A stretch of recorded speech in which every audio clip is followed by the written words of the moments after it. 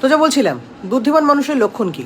Number 1, সে কোনো কাজ শুরু করার আগে ঢাকঢোল বাজাবে না। নাম্বার 2, 100 ভাগ শেষ না হওয়া পর্যন্ত সে কাউকে ইনফর্ম করবে না। নাম্বার 3, বলবে কম, শুনবে বেশি। নাম্বার 4, অযৌক্তিক অপ্রয়োজনীয় ফালতু লোকের সঙ্গে তর্কে জড়াবে না, যেখানে তার এনার্জি, শব্দ, মানসিকতা সব নষ্ট হয়। নাম্বার 4,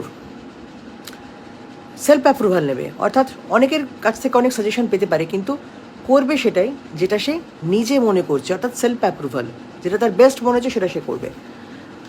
নেক্সট পয়েন্ট, সঙ্গ, সে বন্ধু নির্বাচন করতে ভাববে, অর্থাৎ যদি সে সেরকম মানুষজনের সঙ্গে বন্ধুত্ব করে যারা তার সাফল্যের পথে সহযোগী হবে, অর্থাৎ তাদের এক্সপিরিয়েন্স সে নিজের এক্সপিরিয়েন্সে লাগাতে পারবে, সেরকম সে বন্ধু নির্বাচন করবে। আর বন্ধু নির্বাচনের মাধ্যমে কিন্তু মানুষটি কীরকম সেটা বোঝা যায়।